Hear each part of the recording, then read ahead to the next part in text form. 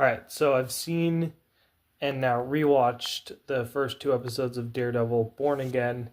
I don't love that they did two episodes, but that's the way it is. And I do like it so far. It's not perfect, like, there are definitely some big issues, but overall, I do like it. And there will be spoilers for the first two episodes and some of the uh, earlier seasons, everything. So be careful of that. And if you clicked on this video, there's a good chance that you like Daredevil and you like Marvel, um, which is great because I have a whole channel um, dedicated to superheroes and other other TV shows, other movies, and costumes and fashion in those TV shows and movies. So so the best way to get excited for these shows and movies and learn about the fashion and the costumes in them is to hit that subscribe button. It's completely free, and it's the best way you can stay up to date with all the announcements, all the shows and the movies that come out, trailers, everything. So if you're ready to join a community of fashion lovers and costume lovers and story lovers, then don't delay. Subscribe today. Okay, so first, I'll just give another spoiler warning. Spoilers. We have to talk about Foggy getting killed off. So I can't say either way whether I like it or not, because I think they're going to reverse it. And I'm generally not a fan of reversing people's deaths in anything. It's like, why would you have done that in the first place? You could have just skipped that. You could have just cut that out, and nothing would change. So if they don't reverse it, then it will be like a wait and see kind of thing. Like, what are they going to do with it? And I will at least respect it, even if I don't like what they do with it. But the fact is, we've seen this 1,000 times with Marvel. They kill off characters, bring them back, kill them off again, bring them back. Who cares? And so I really just don't feel like it's going to be permanent, and that makes me not like it, not like that part of it. So the lawyer stuff was really good, and I think it's a lot better than some of the earlier Daredevil seasons, and also She-Hulk as well. While I don't know that it's completely accurate, I'm not a lawyer, I think it's at least more accurate and certainly more entertaining, and more. They take advantage better of the legal of the stakes, from different cases, stuff like that, and so that's really good. Been filming for a little over 3 minutes, and I'm just seeing now that this tag is on the shirt. So this is like a graphic shirt, but because I use it for the but because I'm using it for the Daredevil costume, it just needs to be fully black. So I turned it inside out. But now I've just noticed the tags there. So the Daredevil action stuff we get, I think, is good. Not everyone. I saw some people were mixed about it. I saw positive and negative things. I do really like the bullseye fight scene. That's the way I want action to always be, when it's at least appears as a single take. I saw some people saying they didn't like how they could see all the places where you secretly cut, but I don't know. I doesn't really bother me, and I can see the places where it cut in the original series too. So I don't think it's necessarily better than that. But single take scenes of anything are great. If you want to check out another thing that does do that really well, there's a movie called Birdman, which is really good, and it's shot in the same style. It's not an action movie, but it's still really well done. So I do recommend that. So the other thing that really didn't work for me is the Kingpin, specifically the mayor stuff. The diner scene with Matt and Kingpin was fantastic, but specifically the stuff like when he's mayor, I thought that was super cringe. I thought it was almost like so bad it's good, which is usually fine for me, except that it's trying to be like a serious drama, and so it just doesn't. So a so bad it's good B plot doesn't work when the A plot isn't that as well. So for example, in the scene where he's on his way, he's in the car, and there's like a big pothole, that where the road's blocked off. He gets out of the car and he sort of like gives a pep talk to to the construction workers, and he's like, "Well, you have the manpower and the resources. Why not fill this hole right now?" And he's like, "But sir, we would love to fill this hole, but we do not have the necessary permits." And then he goes, "You have my permission. Consider it approved." "Oh, thank you, sir. Thank you so much, sir. We really wanted to, but we just couldn't. We were just all whole team of construction people standing around the hole, not able to do anything about it." Um, I could not stop laughing at that scene in kind of a so bad it's good way. So it's not like a comedic scene where they want you to laugh, where I thought the jokes were funny. They were trying to make it a serious scene, but it didn't work. It ended up being funny.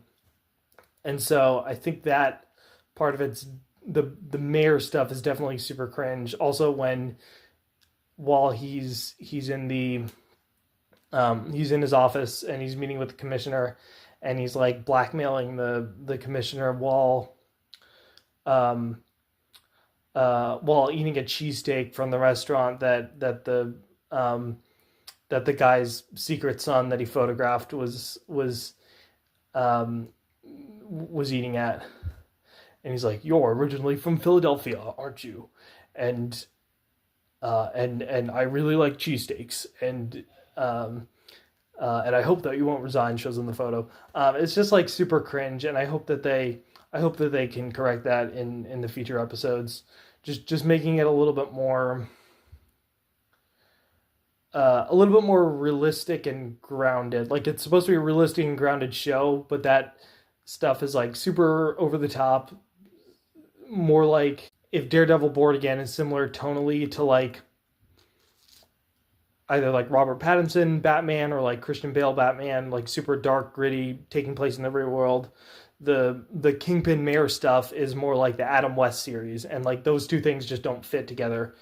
And so I think they have to correct some of this where they just make the mayor stuff match the grounded stuff, in the rest of the series. So yeah, I'm still having to film all my stuff TikTok style because my computer is still broken, and I have no idea when I'll be able to fix it or get a new one. So this is just the way it's going to have to be for a while. So next I'll talk about what's coming up next and what I want. So what I want for the series. So another thing I liked is they really they started to dip their toes into something a trope that I really like, which is just basically creating, I don't know if there's a name for it, but just sort of like creating really unhealthy dynamics that just cause extreme tension, and chaos, which I love. Like the show Gotham, think of that. Just how chaotic it is because all the characters super unhinged, and they're doing super unhinged things and have really unhealthy dynamics. First season of Star Trek Discovery, think that. The and what I mean, for what the show's doing with that is like Matt is dating Kingpin and Vanessa's marriage counselor, and so that has the potential to do some of that chaotic, um, that chaos and that tension that you get from unhealthy dynamics, where maybe there's something important to his investigation of Kingpin that she knows about because she's been in therapy with them, um, and maybe she doesn't want to violate the patient confidentiality, and then there's some tension between. I really think they should lean into those, at least for the lawyer daytime stuff. They should totally lean into that, like, chaos and that kind of like unhealthy dynamic that creates tension. So that's something I want them to do going forward. Um, I know Punisher's coming soon. I don't know if he'll be in the very next episode, episode 3. I'm filming this Monday night, so I haven't seen episode 3 yet. Um, but it's either going to be episode 3 or one of the next ones, and um, and so I want super unhinged Punisher as always, just going crazy on everyone. And I also think that it would be good for them to explore the Karen's dynamic with the Punisher, and I think they said they're addressing that, or they have scenes together or something. But those two have a really interesting dynamic where she's like very sympathetic to him in a way that a lot of people aren't, and so like that has some good potential. I don't know if it would be like a romance love triangle situation, or I'm not a huge fan of love triangles, or if it would just be like they just sort of have a friendship and she kind of supports him in what ways she can. And lastly, there's Muse. So I think Muse is supposed to be the main villain of the series, which I think is a good choice because Kingpin was already kind of the main villain for season 1, season 3, so it makes sense to have him as kind of a conflict, or what do you call it, like a create some conflict, but not like the main villain. And so with Muse, I think they're gonna have to put in some work to distinguish him. And I'm agnostic at this point because we haven't really seen much of him. So because you have a lot of, so Muse's thing is he's like killing corrupt cops, and he's killing um corrupt politicians, stuff like that, like a very white collar, going after white collar people villain. And so the thing is, like, we kind of already have something like that. So like Daredevil himself, he is investigating Kingpin. I'm sure he wants to. Kingpin was still, even though he wasn't like elected anywhere, he was still kind of a lawful evil villain where he was like bribing cops and FBI agents. And so Daredevil kind of functions in that way. But then also you have the Punisher, who is a character on the series, and he is really,